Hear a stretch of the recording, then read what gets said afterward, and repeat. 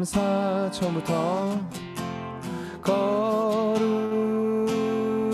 거룩하신 하나님 주께 감사드리세. 날 위해 이 땅에 오신 독생자 예수 나의 마음과 뜻 다해 주를 사랑합니다. 날 위해 이 땅에 오신 독생자 예수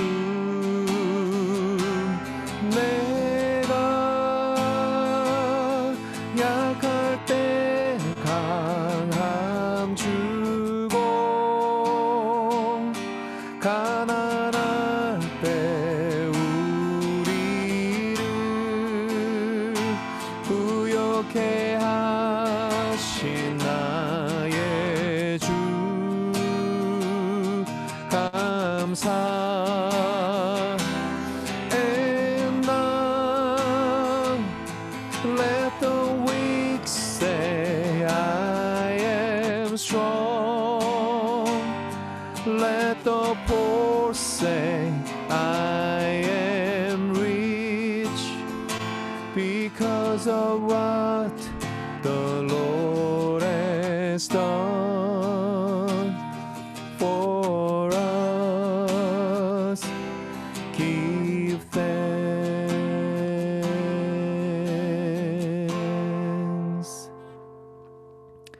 다 함께 캄보디아어로 예수 우리 왕이 함께 찬양하겠습니다. 별빛 연빛 사이도 영про가 뚜지스타 솜공 널 정난 건 땅영 영럽동란 닭가사 배양 thoái bóng công sông tăng trong lan 배양 thoái bóng công sông tăng đi lan 배양 thoái bóng công sông tăng đi lan sông trong yên mơ sai lý là yang Prakrit Prakrit 연빛 사이도 영про가 똥치스타 솜공 널 정난 건다여 영락동락 닭하이 닭다사 배양 thoái bóng công sông tăng trong lan 배양 thoái bóng công sông tăng đi lan 배양 thoái bóng công sông tăng đi lan sông trong yên mơ sao lý là 영 배양 thoái 주님을 찬양하오니 주님을 경배하오니 왕이신 예수여 오셔서 좌정하사 다스리소서 벨령투바이 배양 thoái bóng công sông tăng trong lan 배양 thoái bóng công sông tăng đi lan 배양 thoái bóng công sông tăng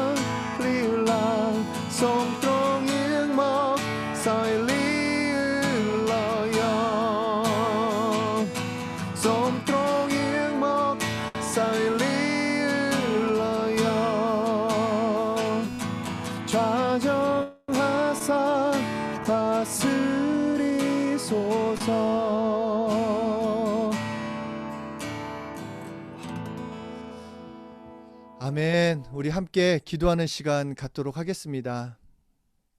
បាទអាមែនសូមបងប្អូនអរគ្នាលោកគ្រូអ្នកគ្រូសូមស្រុំចិត្តយើងអធិដ្ឋានបើកកម្មវិធីជាមួយគ្នា 살아계신 하나님 아버지 고맙고 감사합니다. អរគុណព្រះជាម្ចាស់ដែលមានវិជ្ជារស់សពថ្ងៃអរគុណព្រះអង្គ 우리는 이 시간 말씀 듣기 원합니다. ពេលវេលានេះយើងចង់ស្ដាប់ព្រះបន្ទូលរបស់ព្រះ 말씀을 통해 내 자신을 발견하기 원합니다. តាមរយៈព្រះបន្ទូលព្រះអង្គសូមទុំគុំចង់បានជីវិតរបស់គុណបានផ្លាស់ប្លែនិងអភិវឌ្ឍឡើង 예수님 없이는 살 수 없는 존재임을 깨닫기 원합니다.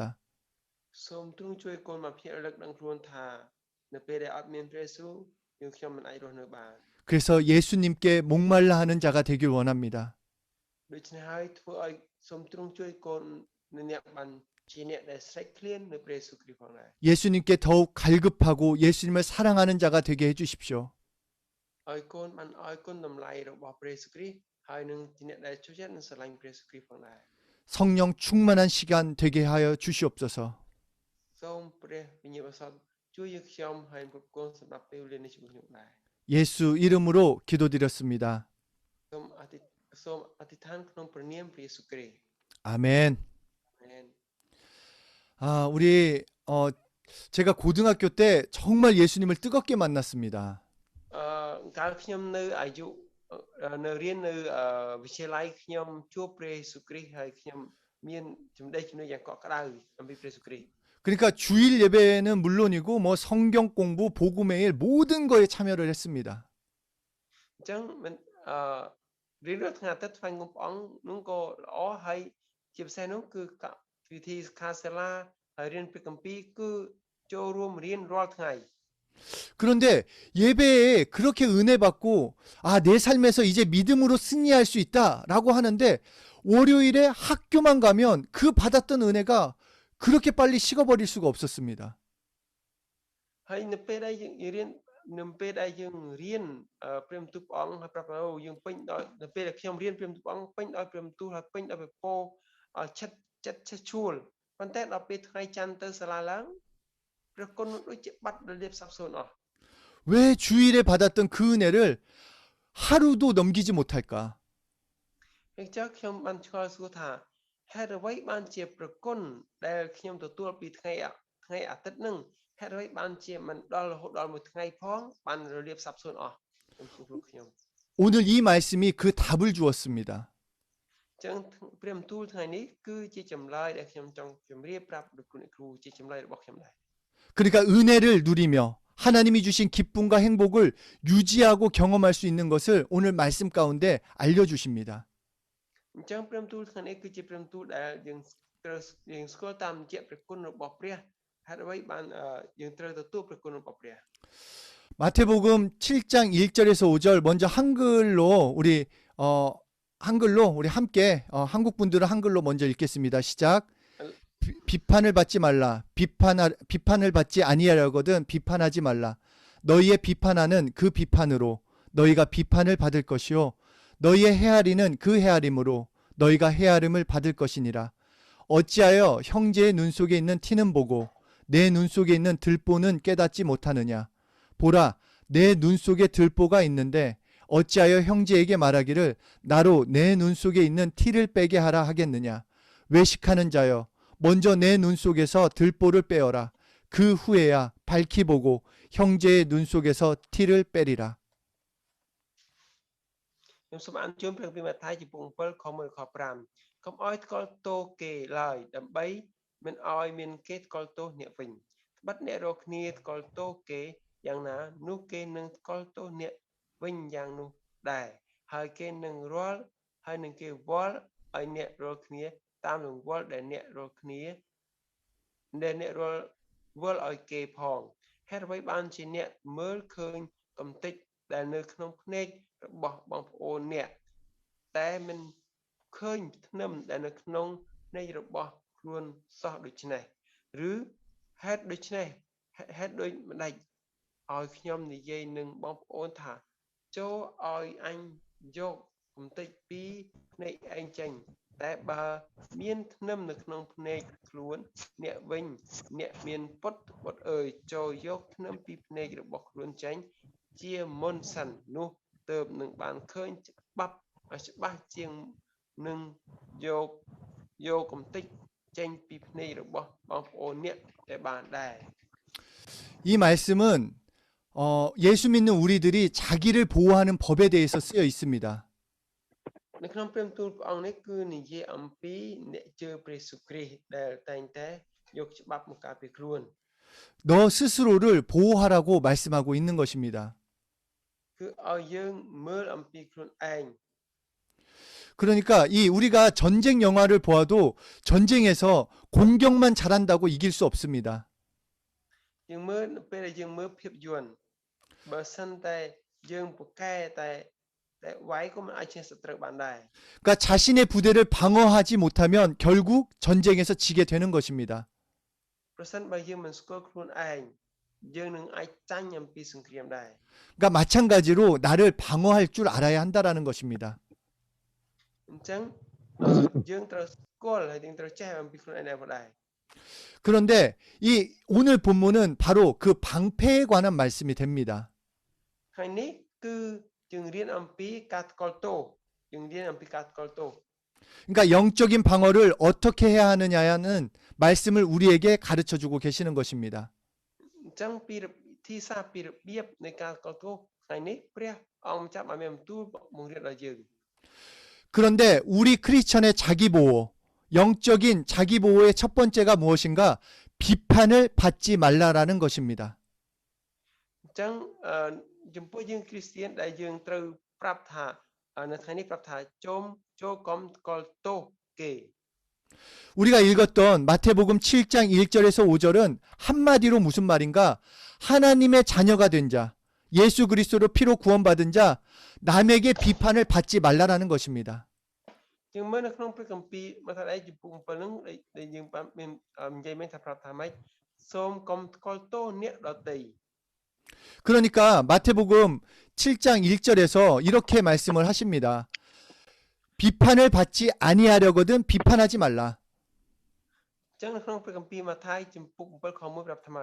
កុំឲ្យថ្កល់ទោសគេឡើយដើម្បីមិនឲ្យគេថ្កល់ទោសអ្នកវិញ 그러니까 여기서 말씀하시는 비판이라는 것은 보복이 따르는 비판을 말하는 것입니다. គឺនិយាយទីនេះគឺពាក្យថាថ្កល់ទោសគឺនិយាយអំពីយើងមើលមេក់ងាយទៅអ្នកដទៃ 그러니까 다시 말해서 예수님이 비판을 받지 말라라고 한 것은 보복을 당하지 말라 이렇게 말씀하고 있는 것입니다. អញ្ចឹងហើយដូចព្រះស្គ្រីមមានបន្ទូលប្រាប់ថាកុំឲ្យថ្កល់ទោសហ្នឹងគឺមិនម៉េចគឺព្រះអង្គប្រាប់ថាកុំឲ្យថ្កល់ទោសអ្នកដទៃហ្នឹងឯង 그런데 이 보복을 당하지 않는 방법은 나 자신이 남을 비판하지 않아야 된다라는 것입니다. អញ្ចឹងកុំឲ្យយើងមើលមេក់ងាយអ្នកដទៃមិនថាយើងខ្លួនយើងផ្ទាល់គឺត្រូវតែកុំឲ្យថ្កល់ទោសអ្នកដទៃដែរ 그러니까 복음의 사람에게 있어서 예수 그리스도의 사람에게 있어서 자기를 영적으로 보호하는 것, 자기를 영적으로 보호하려면 절대로 남을 보복하지 말라라는 것입니다. អញ្ចឹងបើសិនយើងជាគ្រីស្ទានហើយជាអ្នកដែលនាំដំណឹងល្អដល់អ្នកដទៃយើងត្រូវតែមិនត្រូវថ្កល់ទោសអ្នកដទៃសោះឡើយ 남을 비판하지 말라는 것입니다. គឺមិនត្រូវថ្កល់ទោសអ្នកដទៃបានទេ 만일에 내가 남을 비판하면 나 자신은 하나님께 보복을 당하게 되어 있고 남을 또 비판했기 때문에 그 상대방에게도 보복을 당하게 되어 있다라는 것입니다. ប្រសិនបើយើងថាប្រសិនបើយើងថ្កល់ទោសអ្នកដទៃអញ្ចឹងយើងនឹងទទួលទណ្ឌកម្មពីព្រះហើយព្រះក៏មិនអនុញ្ញាតឲ្យយើងថ្កល់ទោសអ្នកដទៃបានដែរ 그래서 마태복음 7장 2절에 너희가 비판하는 그 비판으로 너희가 비판을 받을 것이요 너희가 헤아리는 그 헤아림으로 너희가 헤아림을 받을 것이니라 라고 말씀하셨습니다. ដូចក្នុងព្រះគម្ពីរម៉ាថាយចំពុក7ខ2ប្រថាបើអ្នករកគ្នាថ្កល់ទោសគេយ៉ាងណានោះគេនឹងថ្កល់ទោសអ្នកវិញយ៉ាងដែរហើយគេនឹងវិលឲ្យអ្នករកគ្នាតាមរង្វិលដែលអ្នកវិលឲ្យគេផង 그러니까 상대방을 우리 크리스천이 사람을 어떻게 생각하느냐에 따라서 하나님도 그 사람을 어떻게 생각해주고 그 사람에게도 그 사람도 그렇게 생각해준다라는 것입니다. ចំពោះយើងជាគ្រីស្ទានយើងត្រូវថាតើយើងត្រូវគិតអ្នកដទៃយ៉ាងម៉េច ចឹងបើយើងគិតអ្នកដទៃយ៉ាងម៉េច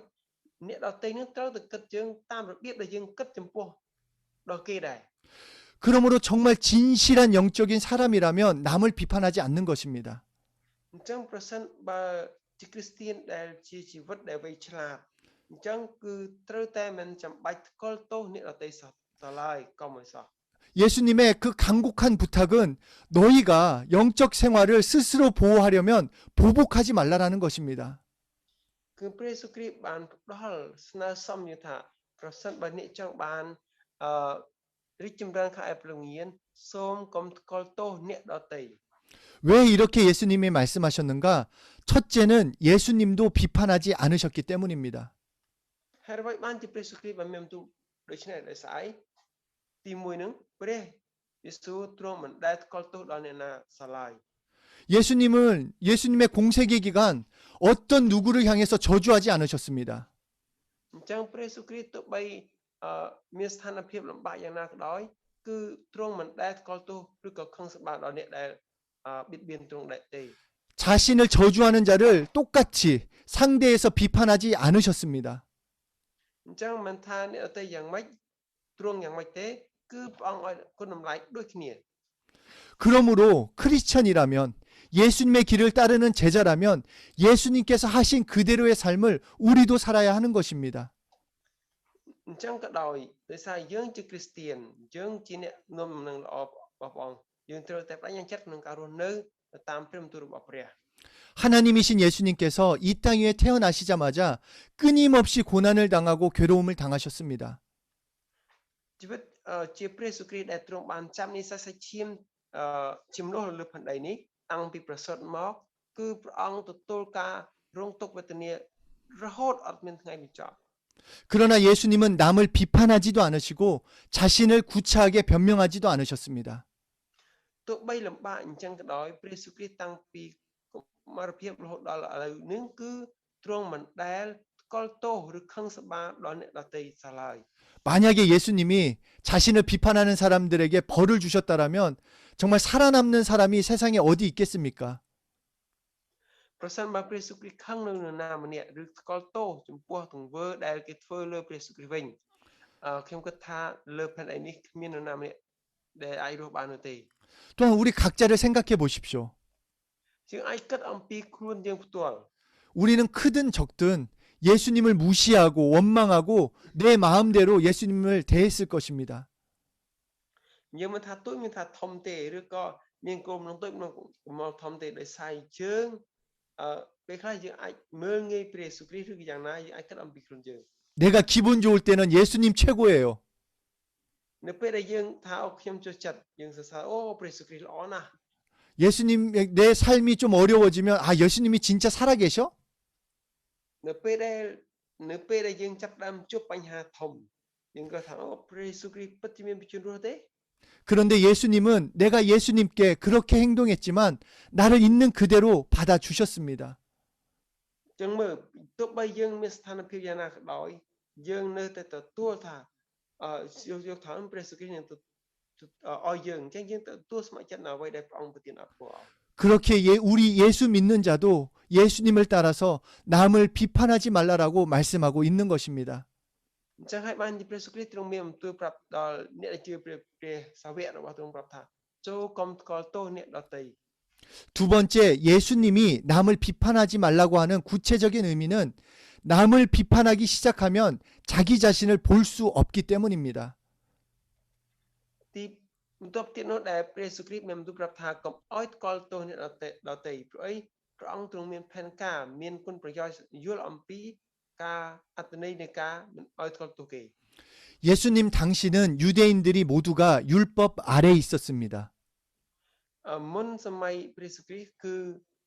ជនជាតិយូដាគឺរស់នៅក្នុងក្រុមក្រឹតវិន័យ 그런데 율법 아래에 있는 자는 전부 남을 보는 자로 살았습니다. ប៉ុន្តែរស់នៅក្នុងក្រឹតវិន័យក៏ពិតមែនប៉ុន្តែជនជាតិយូដានោះរស់នៅក្រោមការថ្កល់ទោស 그러나 복음은 자기 자신을 보는 것입니다. ប៉ុន្តែដំណឹងល្អគឺមើលអំពីខ្លួនឯង កុំឲ្យមើលពីខ្លួនឯង 그러니까 복음은 남을 보는 것이 아니라 그것을 가지고 나를 보라는 것입니다. អញ្ចឹងដំណឹងល្អហ្នឹងមិនមែនយើងយកទៅសម្រាប់ទៅមើលអ្នកដទៃទេគឺយើងយកមកដើម្បីរៀបចំលុតដំសម្រាប់ខ្លួនរបស់យើង 마태복음 7장 3절 4절에서 어찌하여 형제의 눈 속에 있는 티는 보고 내 눈 속에 있는 들보는 깨닫지 못하느냐. 보라 내 눈 속에 들보가 있는데 어찌하여 형제에게 말하기를 나로 내 눈 속에 있는 티를 빼게 하라 하겠느냐. យើងមើលក្នុងព្រះគម្ពីរម៉ាថាយជំពូក7ខ3ខ4ហេតុអ្វីបានជាអ្នកមើលឃើញកំតិចដែលនៅក្នុងភ្នែករបស់បងប្អូនអ្នកតែមិនឃើញធ្នឹមដែលនៅក្នុងភ្នែករបស់ខ្លួនសោះដូច្នេះឬធ្វើដូចម្ដេចឲ្យអ្នកនិយាយនឹងបងប្អូនថាចូលឲ្យអញយកកំតិចពីភ្នែកឯងចេញតែមើលមានធ្នឹមនៅក្នុងភ្នែកខ្លួនអ្នកវិញ 바로 남을 보는 자는 결국 자신이 다칠 수밖에 없다라는 것입니다. អ្នកណាដែលមើលខ្លួនឯងគឺជីវិតរបស់គាត់ត្រូវតែអ្នកណាដែលស្គាល់ទោសគេជីវិតរបស់គាត់ត្រូវតែពិបាកហើយ 그러니까 남의 눈에 들어있는 티를 건드리다가는 내 눈 속에 있는 들보에 내가 다치게 된다라는 것입니다. គឺមានថាអ្នកណាដែលស្គាល់ទោសគេនឹងគឺឬក៏យកកំតិចភ្នែកពីគេនឹងគឺដូចជាខ្លួនឯងកំពុងតែមានធ្នឹមនៅក្នុងភ្នែក 출애굽기 31장 13절 이하를 보면 안식일에 대한 말씀이 나와 있습니다. នៅក្នុងព្រះគម្ពីរលេវីវិន័យគឺនិយាយអំពីការថ្ងៃឈប់សម្រាក 안식일을 범하는 자가 있거든 반드시 죽여라. នៅពេលដែលប្រាប់ថានៅពេលអ្នកណាដែលប្រឆាំងនៅថ្ងៃឈប់សម្រាកមិនគោរពថ្ងៃឈប់សម្រាកអ្នកនោះត្រូវតែសម្លាប់ចោល 그러니까 예를 들어서 그 당시에 제가 안식일을 실수로 범했다고 생각해 보십시오. យើងមើលឧទាហរណ៍ខ្ញុំនៅសម័យកាលនោះខ្ញុំមិនបានគោរពតាមកិច្ចមិនបានគោរពអំពីថ្ងៃឈប់សម្រាក 그런데 옆집에 살던 치은 선생님이 제가 안식일을 범한 것을 보게 됐습니다. ហើយនៅពេលនោះផ្ទះខ្ញុំនៅជិតផ្ទះឈឿនអញ្ចឹងក៏ឈឿនបានឃើញខ្ញុំថាខ្ញុំនេះមិនបានថែរក្សាថ្ងៃឈប់សម្រាកទេដោយសារខ្ញុំយកថ្ងៃឈប់សម្រាកនេះធ្វើខុសពីច្បាប់របស់គេ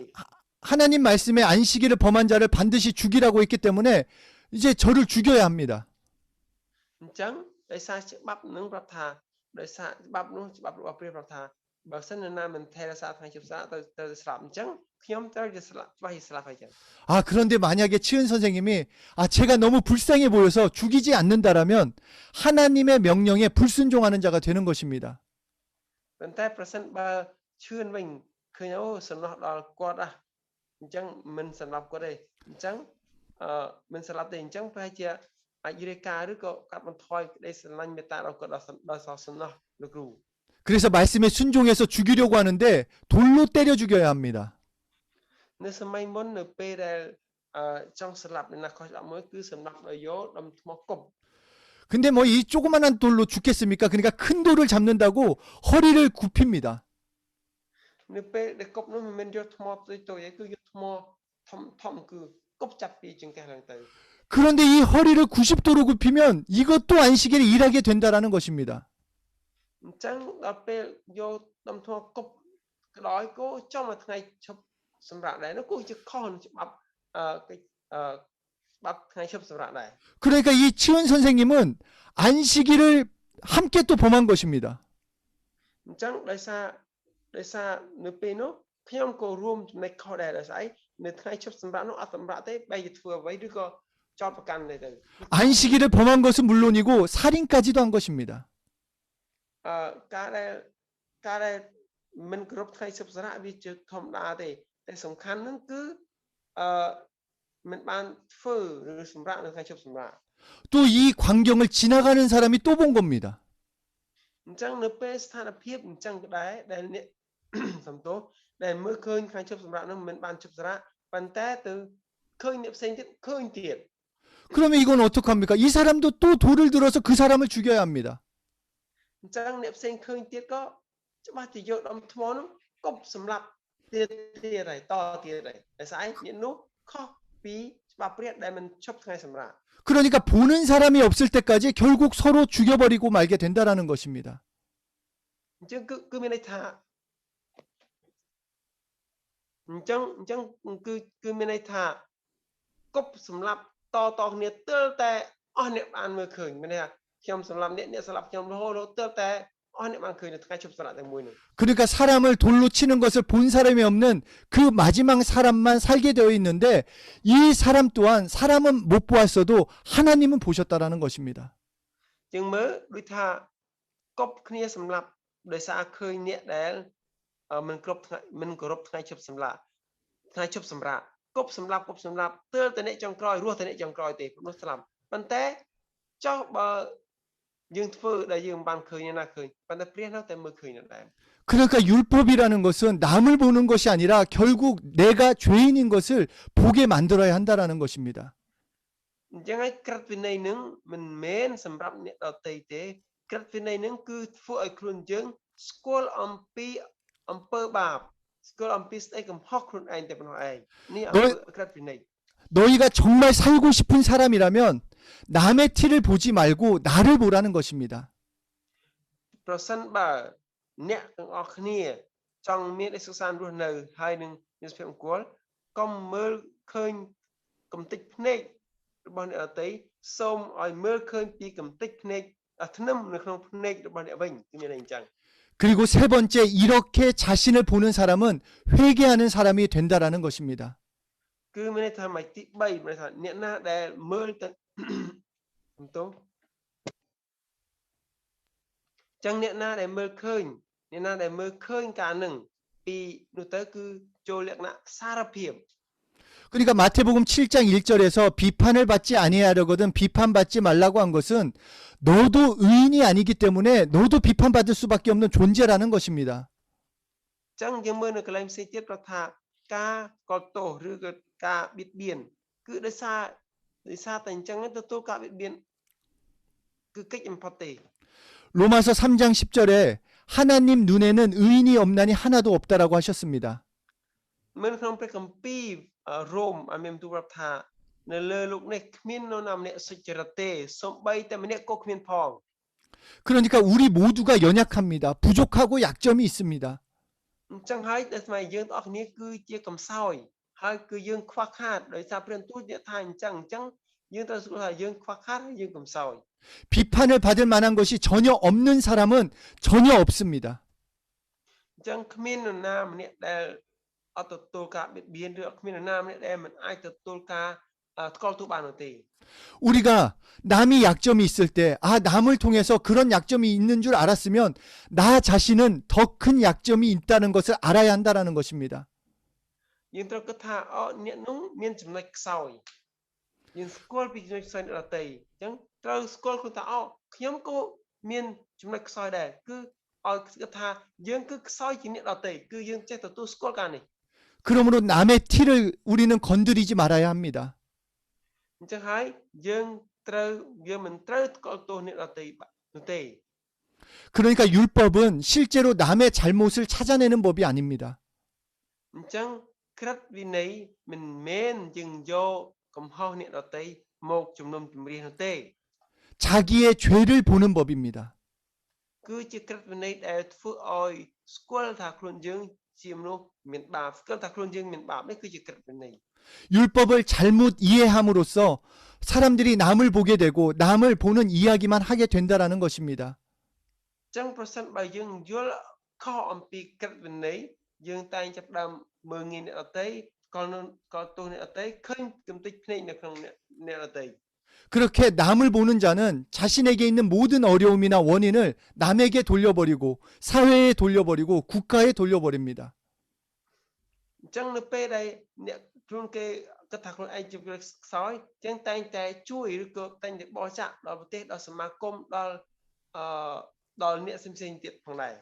그래서 상대를 항상 비난하고 부정적으로 대하고 비판하게 되는 것입니다. អញ្ចឹងតែងតែរស់នៅ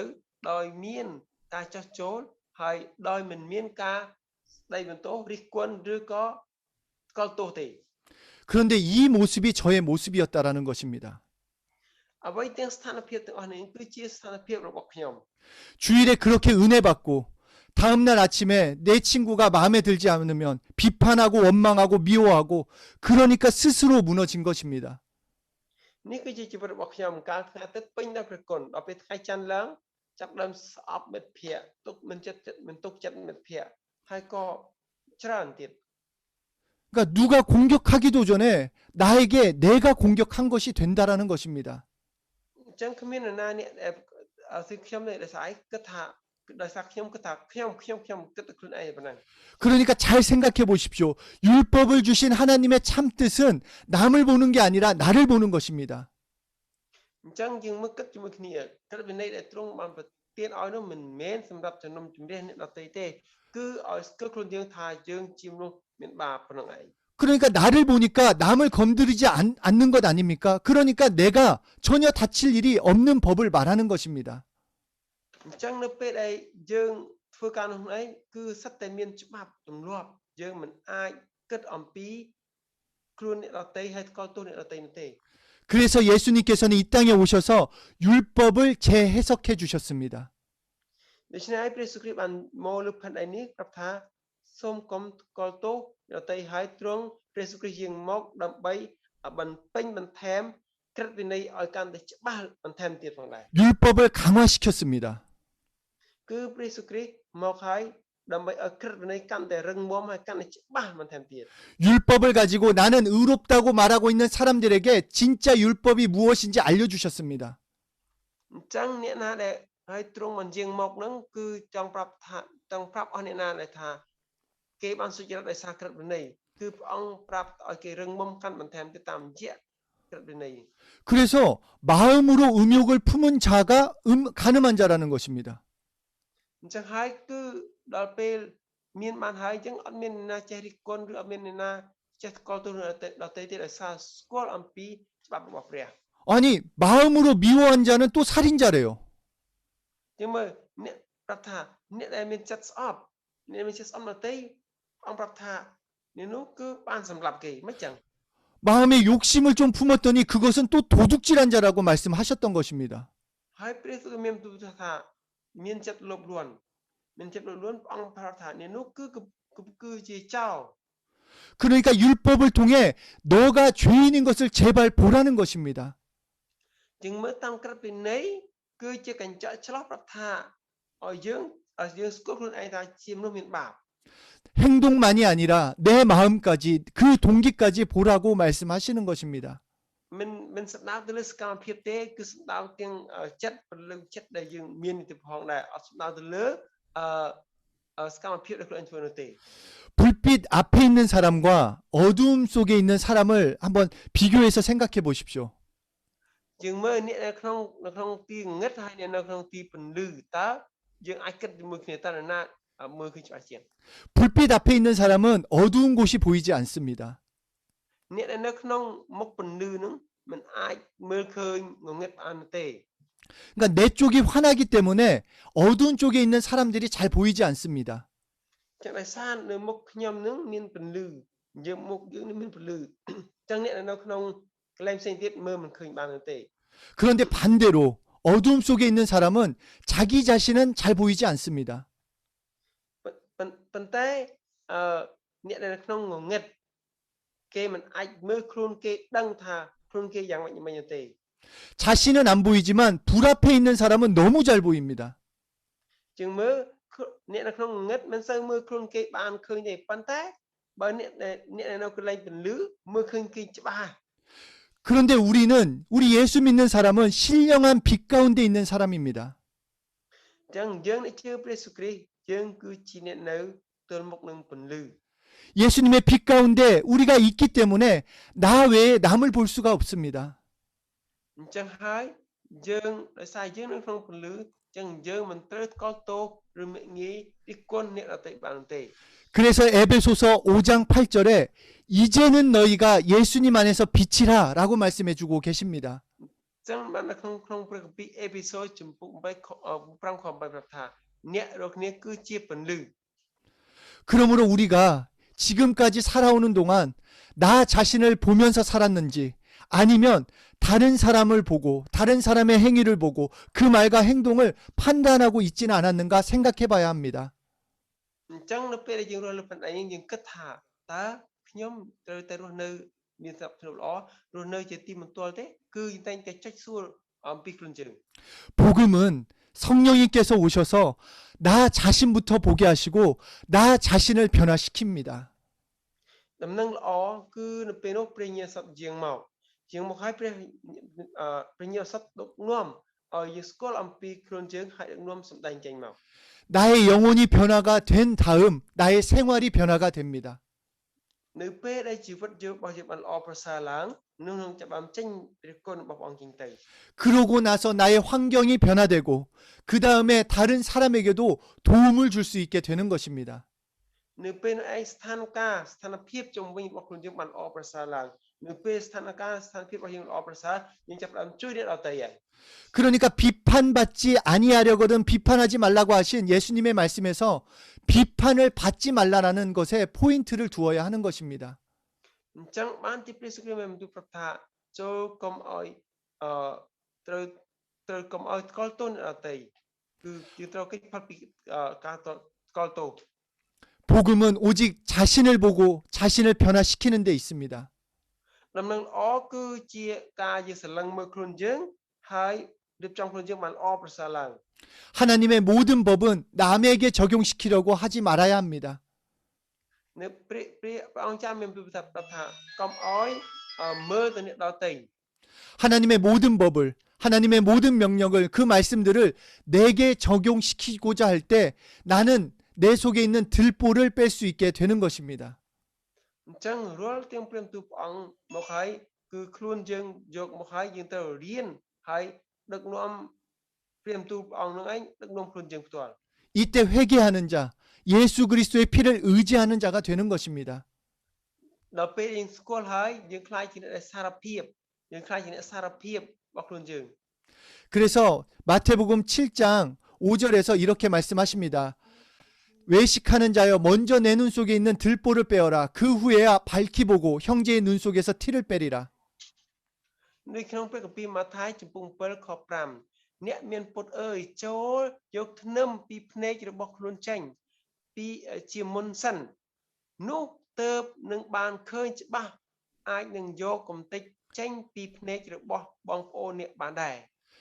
그러니까 자기 죄 때문에 회개한 사람만이 다른 사람에게도 회개할 수 있도록 가족이 되었건 친지가 되었건 친구가 되었건 회개할 수 있도록 도와준다라고 말씀하고 있는 것입니다. អញ្ចឹងការចំណុចនឹងឯងគឺជាការយើងដល់ពេលយើងស្គាល់ខ្លួនយើងបានហើយយើងអាចសារភាពប្រាប់ឲ្យយើងបានជីវិតរបស់យើងបានប្រែប្រួលតាមចំណុចដែលយើងស្គាល់ខ្លួនយើង 구약에 느헤미야라는 사람이 나옵니다. នៅក្នុងព្រះគម្ពីរសញ្ញាចាស់គឺមានឈ្មោះថា 헤네미야 그러니까 느헤미야는 당시 최고의 제국인 페르시아 제국의 왕의 술 관원이었습니다. នៅក្នុងភេរមៀគឺជាស្ដេចមួយដែលធំនៅក្នុងស្ដេចពេបនៅក្នុងប្រទេសស្ដេចពេប 그러니까 술 관원이라는 것은 당시에 막 그 술을 통해서 물을 통해서 독살을 하기 때문에 왕과 최고 가까우며 총애받는 자리였습니다. ហើយគាត់ជាកន្លែងគាត់មានទីតាំងមួយទីកន្លែងមួយរស់នៅចិត្តនឹងស្ដេចហើយគាត់ជាអ្នកលាយស្រាដើម្បីចោះចូលដែលមានរសជាតិឲ្យស្រាដែលជាស្រានឹងជាស្ដេចចូលចិត្តបំផុត 이렇게 정말 좋은 명예를 가지고 있던 이 느헤미야에게 예루살렘 성이 부서졌다는 말을 들었습니다. នេះហេមៀគាត់ជាអ្នកដែលចូលចិត្តទីកន្លែងគឺមុខតំណែងរបស់គាត់ប៉ុន្តែថ្ងៃមួយឮដំណឹងថានឹងត្រូវទទួលដួលរលំទីក្រុងយេរូសាឡិម 그러면서 예레미야가 울면서 하나님께 금식하며 회개합니다. ហើយទទួលថាឮដំណឹងថានឹងទីក្រុងយេរូសាឡិមត្រូវដួលពេលនោះយេរេមៀចាប់ផ្ដើមអធិដ្ឋានតបហើយលុតជង្គង់អធិដ្ឋាន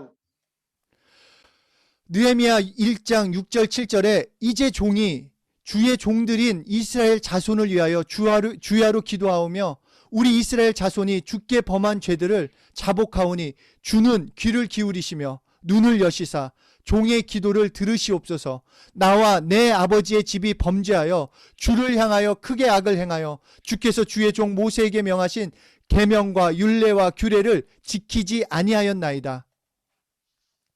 ខ្ញុំសូមអានជូននេហេមៀជំពូក1ខ6ខ7សូមទ្រង់ផ្ទៀងព្រះកាសមកទូល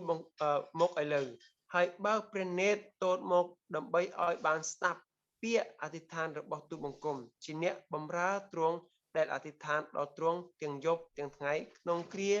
នេះដំណើរពួកកូនចៅអ៊ីស្រាអែលជាពួកបម្រើទ្រង់ដោយលន់តួបាបរបស់ពួកកូនចៅអ៊ីស្រាអែលដែលយើងខ្ញុំរាល់គ្នាបានប្រព្រឹត្តនឹងទ្រង់គឺទាំងខ្លួនទូលបង្គំនិងវងរបស់អាយកោទូលបង្គំបានធ្វើបាបផងយើងខ្ញុំបានប្រព្រឹត្តនឹងទ្រង់ដោយខូចអាក្រក់ជាខ្លាំងឥតរក្សាត្រឹមក្រោមក្រិតក្រមសេចក្តីបញ្ញត្តិនិងសេចក្តីយុត្តិធម៌របស់ទ្រង់ដែលបានបង្គាប់មកដោយសារលោកមូសេជាអ្នកបម្រើទ្រង់ឡើយ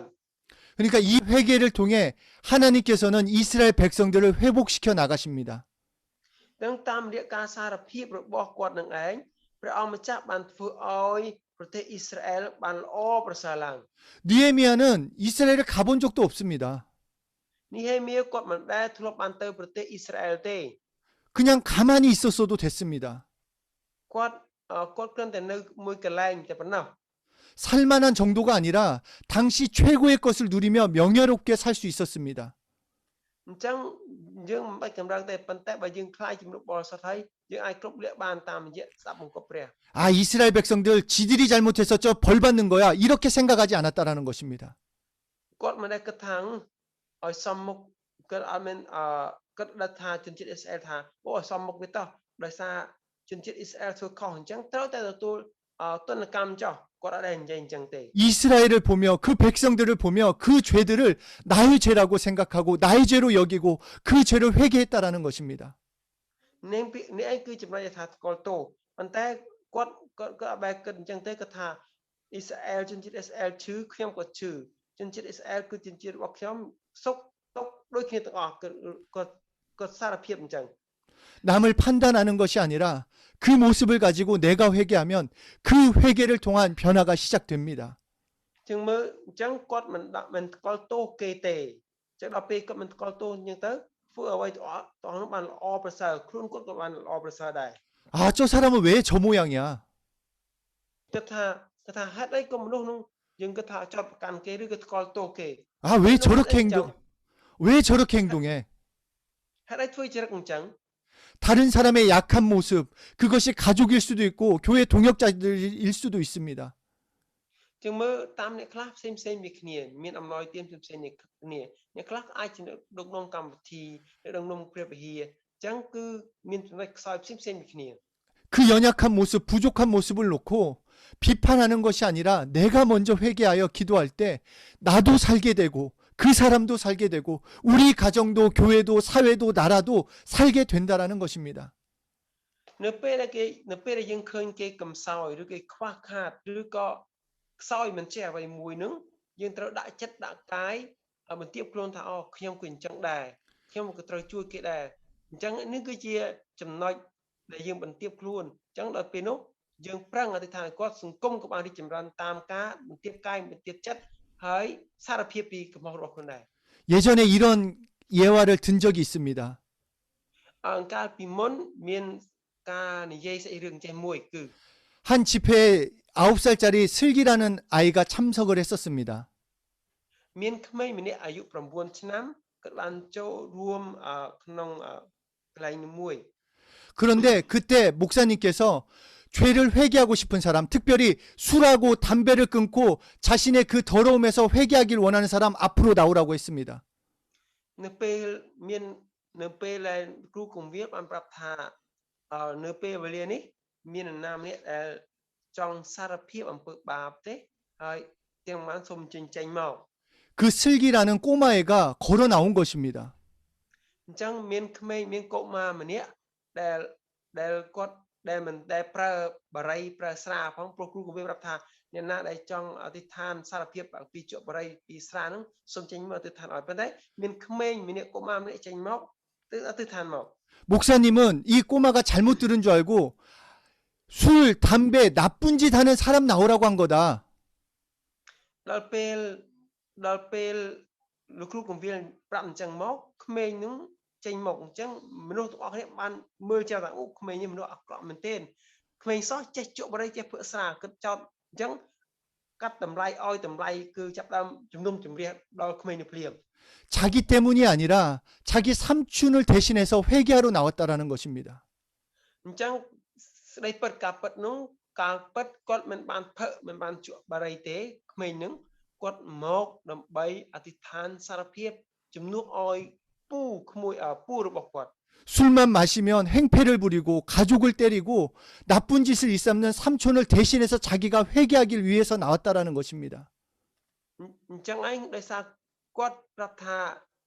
គាត់មិនគាត់កលទោសក្មេងនឹងកលទោសចាប់កាន់ដល់ពូនឹងឯងអញ្ចឹងគាត់ក្មេងនឹងចូលមកហើយដោយសារនៅពេលពូគាត់ញ៉ាំស្រាជក់បរិយអញ្ចឹងធ្វើបាបគ្រួសារអញ្ចឹងគាត់មកសារភាពអំពីកំហុសរបស់គាត់ដែរ 하나님께서는 슬기의 회개를 받아주셨습니다. ពេលនោះព្រះអម្ចាស់ទ្រង់បានទទួលការអភ័យទោសឬការទម្លាក់កលទោសរបស់ក្មេងនោះ 그 삼촌은 예수 믿게 되었고 교회에 누구보다도 수고하고 헌신하는 사람이 되었다라는 것입니다. ពេលនោះព្រះអង្គធ្វើការអស្ចារ្យពូរបស់គាត់ក៏ឈប់ជក់បរិយឈប់សឹកស្រាហើយក៏ជាក្រុមជំនុំដែលមុតមុំដោយជំនុំមុំហើយបំរើព្រះភិយាយ៉ាងអស្ចារ្យមួយដែរ 남을 비판하지 않는 것, 내가 보호받는 것입니다. អញ្ចឹងការដែលយើងមិនស្គាល់ទោសអ្នកដទៃមិនមាក់ងាយអ្នកដទៃមិនរិះគន់អ្នកដទៃគឺយើងគឺការជួយខ្លួនឯងទេ 그리고 더 나아가 그 사람을 위해서 회개하고 기도할 때 나도 살고 그 사람도 살게 되는 것입니다. អញ្ចឹងដល់ពេលយើងបន្ទាបខ្លួនអញ្ចឹងយើងបន្ទាបខ្លួនប្រាប់ថាអ្នកនោះក៏ខ្សោយខ្ញុំខ្សោយអ្នកនោះក៏រស់ខ្ញុំក៏រស់គឺមានចិត្តសារភាពអញ្ចឹង 하나님의 말씀, 하나님의 법을 남에게 적용시키는 것이 아닌 나 자신에게 적용시킴으로 회개하는 것, 이것이 축복입니다. ព្រះបន្ទូលរបស់ព្រះច្បាប់របស់ព្រះមិនជំនុំមិនមែនបង្កប់ជើងឲ្យទៅជំនុំជម្រះអ្នកដទៃមិនឲ្យស្គាល់ទោសអ្នកដទៃទេគឺឲ្យយើងនឹងចេះបន្ទាបខ្លួនចេះចូលខ្លួនដល់ខ្លួនឯងដើម្បីបានល្អប្រសើរឡើងទេ 그래서 영적 생활에 하나님의 보호하심을 경험하시는 한 분 한 분이 되시길 예수 이름으로 축복합니다. យើងសូមឲ្យខាងឯព្រលឹងវិញ្ញាណសូមឲ្យបានល្អប្រសើរឡើងសូមប្រទានពរក្នុងព្រះនាមព្រះយេស៊ូវគ្រីស្ទឲ្យ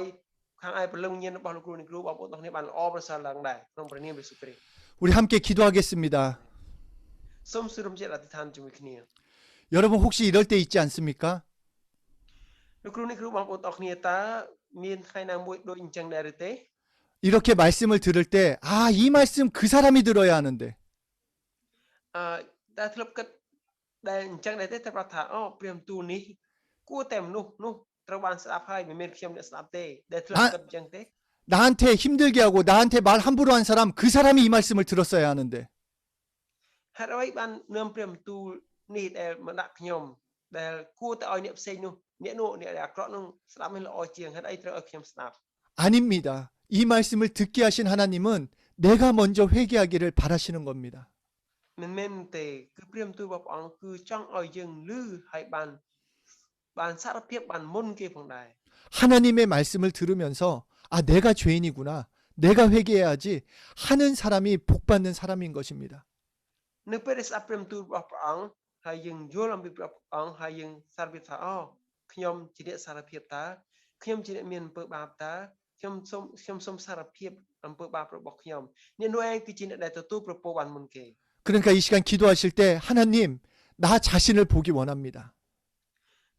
នៅពេលនេះពេលអធិដ្ឋានយើងត្រូវគិតថាព្រះអង្គអើយសូមទ្រង់ជួយទុំគុំខ្លាចជាអ្នកដែលមានព្រះពរ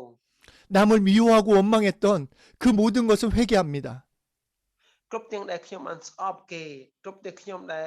ងាយគេរិះគន់គេថ្កោលទោសគេសូមអត់ទោសដល់ទុំគុំផងដែរ 말씀을 가지고 내가 먼저 회개하고 내가 먼저 하나님 앞에 엎드리겠습니다. ពេលនេះខ្ញុំនឹងទទួលព្រះបន្ទូលព្រះអង្គហើយខ្ញុំនឹងសូមសារភាពលុតជង្គង់ចំពោះព្រះអង្គមុនផងដែរ 남을 봤던 자신을 회개하시고 또한 하나님께 간구하는 기도 함께 하시겠습니다. con sợ tư than so tư than chúng mình kia 하나님 아버지, 예수 이름으로 기도합니다. rồi đã ơi 남을 바라보고 con so tư than 핑계 댈 때가 얼마나 많이 있습니까? 왜 저렇게 행동하지? 왜 저렇게 말하지? 왜 저렇게 하지? 근데 그게 제 모습 아닙니까? 그게 제 모습 아닙니까? 그 연약한 것이 오히려 제가 더 연약하고 제가 부족한 것 아닙니까? 하나님 아버지 용서하여 주십시오. 남을 바라보고 남에게 핑계대고 남을 원망했던 나의 더럽고 추악한 모든 모습들을 예수의 피를 의지하여 얘기합니다. 말씀을 통해 나를 바라보기 원합니다. 말씀을 통해 나를 보기 원합니다. 그래서 회개하기 원합니다. 말씀을 통해 회개하는 자가 되게 도와주십시오. 말씀을 통해 내 교만을 발견하게 도와주시고 나의 거만함을 발견하게 도와주시고 나의 연약하고 나의 죄된 모든 것을 발견해서 하나님 앞에 회개하고 나가는 자가 되게 도와주시옵소서. 하나님 아버지, 나를 긍휼히 여겨주시고 하나님 아버지 도와주십시오. 하나님 아버지 도와주십시오. 하나님 아버지 도와주십시오. 하나님 아버지 도와주십시오. 하나님 아버지 도와주십시오. 예수 이름으로 기도드렸습니다. 아멘. 우리 중고등부 대상으로 하는 집회에서 이런 말씀을 나누면 늘 고민을 나눕니다. 부모님에 대한 고민을 나눕니다. nếu bây giờ dương trong rứa có ở bên môi chẳng người ta ngol tiếng té dương chạy chạy âm pí ở bụng một đại dương 우리 부모님은 나를 함부로 하고 나를 때리기도 하고 뭔가 내가 변하려고 해도 부모님이 뭔가 좀 실망스러운 행동을 합니다. dương tay tay về âm pí bụng đại dương thà bụng nhom rứa cầm đại nhom này cả năng vài nhom rứa có mình sạch lạnh nhom mình thà dương chập đầm miền chất mình lo từ lư dây đây đáp ở khi với những bụng đại khi mà con gọi như này chẳng 그리고 그 부모님이 예수 만나길 원한다라고 같이 기도하자고 합니다. hay đó bên trắng chập đầm xem trong oi bụng đại khi nó cho tôi chưa về sự hay chập đầm dây cằn 그래서 그 친구들이 모여서 자신의 부모를 놓고 기도합니다. nếu bên nó đại chụp trong phía chân mà nó tay thì chụp trong một phía tay như dây cằn này đó bên một phía nó có lươn chẳng hay có chụp chụp trong nghĩa có thứ than sầm râm ở bụng đại được quạt 부모님의 연약한 모습, hay dừng khơi nhầm pi chụp lịch soi được bỏ bụng đại 상처가 되는 말을 했던 그 모습들, hay biết xem đây bỏ bụng đại đại dây mà bỏ qua thôi dừng chữ chặt 무엇보다도 예수 믿지 않는 것들을 함께 회개합니다. chẳng ở vây một tiết đại sản nó đại bụng đại được bỏ quạt nung mình bàn chưa lừa pre chẳng nhưng tôi 살아 피해 주는 건 đại 그리고 그 회개를 통해 그 가정을 하나님께서 변화시켜 주십니다. tam dễ 살아 피해 tam trong tam dễ 살아 피해 được bỏ quạt nung ấy rồi ông chắc bạn được ngâm trong cuộc sống bạn 오버살라 그래서 이 시간 기도하실 때 자신을 정말 힘들게 하고 자신의 마음을 어렵게 하고 그 모든 사람들을 오히려 축복하며 기도해 주셨으면 좋겠습니다. chẳng bây giờ này xôm giờ thì than chung một kia nghĩa để bạn chuộc than ở phía chẳng xôm thì than ở bạn lo bớt sa hay tụi bạn bị bô trong kia khoảng đại 그 연약함을 하나님께서 용서해 달라고 긍휼히 여기게 해 달라고 회개할 수 있도록 도와달라고 그렇게 그 사람을 위해서 기도합시다. giờ thì than từ lơ nghĩa để bạn trơ sạch đường chẳng rửa bụng đại được bao nhiêu niệm sẽ được nó oi cái bạn cho chỗ là sa phiệp cả khoảng đại 함께 기도하시겠습니다. thì than chung một kia 살아계신 하나님 아버지, 우리 각자의 참 억울한 게 있습니다. 왜 내가 용서해야 하지? 왜 나는 잘못이 없는데 왜 내 쪽에서 먼저 해야지? 이런 마음이 들 때가 있는데 하나님이 말씀하셨기 때문에 순종하기 원합니다. 남들의 그 연약한 모습을 보며 왜 그러지? 왜 저러지? 저 사람 저렇게 되면 안 되는데 비판하고 판단하는 것이 아니라 정말 이해하고 그 죄를 이해하는 것이 아니라 그 연약한 모습들을 내가 내어놓고 회개하고 내가 내어놓고 애통해하며 기도하기 원합니다. 그 연약한 모습을 봤을 때 오히려 그 모습이 나의 모습임을 깨닫고 회개하는 자가 되기 원합니다. 그래서 그 회개를 통해 하나님의 일하심과 역사하심을 우리 모두가 체험하기 원합니다. 하나님 아버지 역사하여 주시고 하나님 아버지 함께하여 주시옵소서. 예수 이름으로 기도하오니 하나님 아버지 남을 바라보는 자가 아니라 오히려 회개하고 그 연약한 모습을 가지고 애통해 할 수 있는 우리 모두가 될 수 있도록 예수 이름으로 축복하여 주시옵소서. 예수 이름으로 기도드렸습니다. 아멘. 이제 우리 오늘 들은 말씀 가지고 자신이 깨닫게 된 거를 좀 좀 나눠보겠습니다. 좀 구체적으로 남을 좀 본 적이 있지 않나. 남을 좀 잘 보여요. 사실 진짜 그 제가 그러니까 제가 제가 이러면 안 되는데 제가 운전을 잘 안 해요. 그러니까 이 얘기만 먼저 해주세요. 제가 운전을 잘 안 합니다. ខ្ញុំសូមនិយាយពីខ្ញុំមុនខ្ញុំវិច្រើនមិនដែលបើកឡានទេ 제가 운전하면은 아주 막 이게 화가 막 용솟음 치듯이 막 올라옵니다. ប្រាប់ថាខ្ញុំនៅពេលបើកឡានណាខ្ញុំខឹងណាស់នៅឲ្យតែខ្ញុំកាន់ចង្កូតឡានគឺលោកគ្រូគង្វាលគេចេះខ្លួនគាត់ណាខ្ញុំឲ្យកាន់ចង្កូតឡានមិនបានទេខឹងបើកឡានខឹងណាស់ 내가 운전해서 끼어들기를 하면은 아 나는 베스트 드라이버야. ហើយខ្ញុំគាត់ថាខ្ញុំកាន់ចង្កូតឡានបើកឡានហើយប្រាប់ថាអូខ្ញុំគឺជាអ្នកបើកឡានដ៏ល្អ best driver 근데 어떤 놈이 갑자기 끼어들면 저는 막 쫓아갑니다. ហើយដល់ពេលដូចថាជ្រេបើកឡានគឺពិបាកចុះបានឡើងប៉ុន្តែមានមនុស្សអាក្រក់ខ្លះទៀតមកបើកប្រកែកជាងខ្ញុំទៀត 아 나의 실수나 연약함은 아 그럴 수도 있어. ប្រាប់ថាអូខ្ញុំខ្សោយជាងគេអូហើយជាមានអ្នកអន់ជាងខ្ញុំទៀត 남이 약간 실수만 해도 옳다구나 너 네가 잘못한 거야. នៅពេលដែលយើងចោទប្រកាន់គេតែបន្តិចក៏ដោយនោះគឺជាកំហុសដែរ 자 어떻게 생각하시는지 남을 나는 보고 있는 건 아닌지 그냥 자신을 내어놓고 나 이제부터 나를 보겠다라고 좀 자신의 입으로 좀 고백했으면 좋겠습니다. អូខេអញ្ចឹងពេលវេលានេះមុខសនិមគិតប្រាប់ថាទោះបីយ៉ាងណាក៏ដោយសូមកុំឲ្យមានចិត្តថ្កល់ទោសដល់អ្នកដទៃសូម្បីបន្តិចក៏ដោយតើយើងចែកចាយជាមួយគ្នាតើមានថ្កល់ទោសអ្នកដទៃយ៉ាងម៉េចខ្លះសូមសារភាពឬក៏ចាប់ពីនេះតទៅប្រែខ្លះប្រែទៅ